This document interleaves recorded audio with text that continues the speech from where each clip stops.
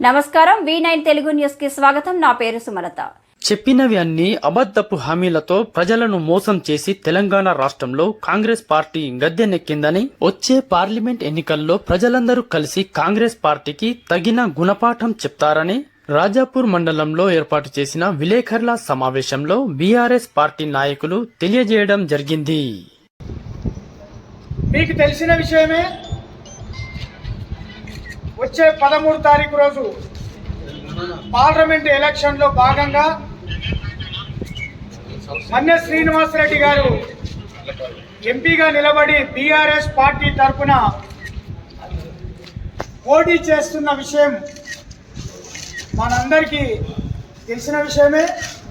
దానిలో భాగంగా రాజాపూర్ మండల నాయకుల కార్యకర్తల సమక్షంలో గత 15 రోజులుగా ముమ్మరంగా ప్రచార కార్యక్రమాలు నిర్వహిస్తున్నారు మా నాయకులు, కార్యకర్తలందరూ కూడా. అలాగే మీకు తెలుసు సోదరులారా, పత్రికా మిత్రులు నిక్కచ్చిగా ఏ విషయాలున్నా కూడా మాట్లాడతారన్న విషయం పబ్లిక్ అందరికి తెలుసు. అందరికీ పత్రికా మిత్రులు అంటే బాగా గౌరవమైన వ్యవహారం అది. అయితే నేను మా కార్యకర్తల ద్వారా మీ ద్వారా ప్రజలకు విన్నవించడం ఏమనగా, గత 6 నెలల కింద జరిగిన ఎలక్షన్లో కాంగ్రెస్ పార్టీ అధికారంలోకి వచ్చి గౌరవ ముఖ్యమంత్రి గారు రేవంత్ రెడ్డి గారు ప్రమాణ స్వీకారం చేసి 6 గ్యారంటీల పేరుతోన ప్రజలను మభ్యపెట్టి అన్ని 100 రోజులలో అన్ని అమలు ప్రకటించిన అన్ని స్కీములను అమలు చేస్తామని అధికారంలోకి వచ్చారు. మోటుగా ఏంటంటే పెడతంటే ఆశ, కొడతంటే భయం. సరే, కేసీఆర్ గారి కంటే మంచిగా పాలన చేస్తాడని ప్రజలందరూ కూడా నమ్మి కాంగ్రెస్ పార్టీకి ఓట్ చేసిన తర్వాత ఏమవుతుంది, ఏం జరుగుతుంది మీకు కూడా క్షేత్రస్థాయిలో కంప్లీట్గా తెలుసు. ఎక్కడ పోయినా పాత రోజులు తెస్తాము, ఇందిరామ రాజ్యం తెస్తామంటే ప్రజలు ఏమనుకున్నారు, కొత్త ఇంకేమైనా చేస్తారేమో కేసీఆర్ కంటే. అంటే ఉదాహరణకు 10,000 ఇచ్చే రైతు బంధును 15,000 చేస్తాము, కళ్యాణ లక్ష్మి లక్ష ఇచ్చేది తులం బంగారంతో కల్పిస్తాము, 2,000 తాతలకు సరిపోతలేవు 4,000 ఇస్తాము అని చెప్పి రకరకాల అలివిగాని హామీలు ఇచ్చి మొత్తం బోర్ర పడేటి వరకు ప్రజలంతా 10 ఏళ్ల ముందు తెలంగాణ ఏర్పడ్డప్పుడు ఇదే కిరణ్ కుమార్ రెడ్డి గారు ఎక్కడ కరెంటు ఉండదు, కరెంటు తీగని పట్టుకొని బట్టలు ఆరేసుకోవచ్చు అన్నాడు. మరి 10 ఏళ్ళు నిరంతరంగా ముఖ్యమంత్రి గారు వర్షాలున్నా లేకున్నా ఎట్లకెళ్ళి కొని తెచ్చిండో గౌరవ మాజీ ముఖ్యమంత్రి గారు కేసీఆర్ గారు రైతులకు, ఫ్యాక్టరీలకు ప్రతితాన కరెంట్ ఇచ్చింది. మరి 10 ఏళ్ళలో ఎక్కడ పోయింది రైతు బంధు? ఎక్కడ పోయిన డిసెంబర్లో ఇచ్చే రైతు బంధు నిన్న మొన్న ఒకటి చెప్తున్న పత్రికా మిత్రులకు మా కార్యకర్తలందరి తరఫున ఇది కేసీఆర్ గారి విజయం. ఏంటంటే కేసీఆర్ గారు ఉత్తర తెలంగాణ మొత్తమేమో కాళేశ్వరం కొట్టుకుపోయిందంటారు, ఆ నీళ్లు మొత్తం ఇస్తారు. కేసీఆర్ గారు అక్కడ పోయేటి వరకు, కేసీఆర్ గారు బస్సు యాత్ర స్టార్ట్ చేసేట వరకేమో రైతు బంధు ఇస్తారు. మీరు ఆ రైతు బంధు ఏది ఇచ్చారు? పోయిన ఎలక్షన్లో 7,300 కోట్ల రూపాయలను ఇవ్వకుండా ఈసీకి ఫిర్యాదు చేసి ఆ డబ్బులను వేరే కాంట్రాక్టర్లకు అప్పచెప్పారని చెప్పి మొత్తం పత్రిక ద్వారా అందరికీ ఇచ్చిన విషయం.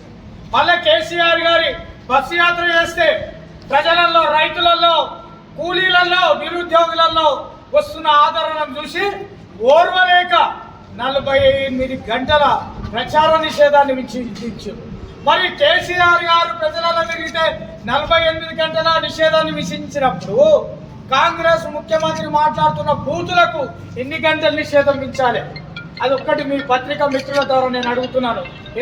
ఎలక్షన్ కమిషన్ కానీ ప్రభుత్వాన్ని కానీ మీరు ఎన్ని నిషేధాలు విధించినా, కేసీఆర్ గారిని నిలువరించినా కేసీఆర్ వాయిస్ నిలువరించలేరు, కేసీఆర్ గారి ప్రజాపాలనను నిర్వహించలేరు, కేసీఆర్ కు ప్రజలలో ఉన్న ఆదరణను నిలువరించలేరు అని తెలియజేస్తూ, రాత్రే ఏదో డిసెంబర్లో ఇచ్చే రైతు బంధును మేలో 2వ పేజ్ వస్తుండే, ఆ 2వ పేజ్ రైతు బంధు కూడా రాకుండా అది మధ్యపెట్టి ఫస్ట్నే కేసీఆర్ పెట్టిన పైసలే 10,000 5,000 ఇస్తున్నాడు. అది ఎంతవరకు సమంజసం? 15,000 ఎక్కడ పోయి? మరి మీరు 15,000 ఇస్తే మీరు ఇచ్చినట్లు హామీలు ఒక్క హామీ నెరవేరలేదు.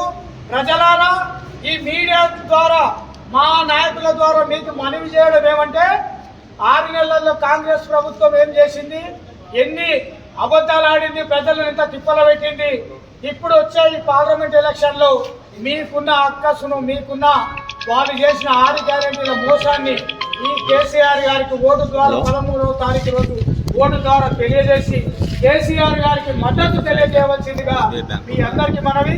మీ ద్వారా మరొక వినం ఏంటంటే, కేసీఆర్ గారు ఇచ్చిన లైవ్ షో టీవీలో ఏదైతుందో TV9 వాళ్ళే ప్రకటించి క్రికెట్ మ్యాచ్ జరుగుతున్నా కూడా అంతకంటే ఎక్కువ వ్యూస్ వచ్చి కేసీఆర్ గారి ప్రపంచ దేశాలన్నీ కూడా తెలుగులో చూసిన చరిత్ర కేసీఆర్ గారి స్పీచ్కు, కేసీఆర్ గారి మీద గౌరవానికి అది తెలియజేస్తున్నారు. అవన్నీ భయపడే కేసీఆర్ గారు ఎక్కడ పోతే అక్కడ కొత్త పథకాన్ని 2 రోజులు అయితే కొత్త పథకాన్ని ఇంకోటి ప్రకటించి మీరు చేయాలి. మీరు భయపడుతుర్రు, మీరు తప్పు చేసిర్రు కనుక చేస్తుర్రు. 6 నెలల లోపల 100 రోజులలో చేస్తున్న పథకాలు ఎందుకు చేయకుండా ఇప్పుడు కేసీఆర్ గారు బస్ యాత్ర పెట్టిందని ఎందుకు చేస్తుర్రు అంటే, ప్రజలలో మీకు వ్యతిరేకత తెలిసిపోయింది, మీ ఇంటెలిజెన్స్ ద్వారా మీకు ఆధారం లేదనేది తెలిసిపోయింది, మీరు ఓడిపోతుర్రు అని తెలిసిపోయింది, మీకు ఓటింగ్ పర్సెంటేజ్ తగ్గుతుందని తెలిసిపోయింది. ఆ భయానికే ఊరు తిరుగుతున్నారు. ఎక్కడ పడితే అక్కడ మీటింగ్లు పెడుతుర్రు, దేవుళ్ళ మీద ఒట్టేస్తుర్రు, అమ్మవాళ్ళ మీద ఒట్టేస్తుర్రు.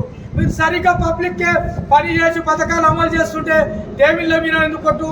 మీకు మా నాయకుడు కేసీఆర్ గారు అన్నట్టు దేవుళ్ళ మీద ఒట్లు, కేసీఆర్ గారి మీద తిట్టు తప్ప మీ అజెండా ఏం లేదు, మీ అభివృద్ధి ఏం లేదు.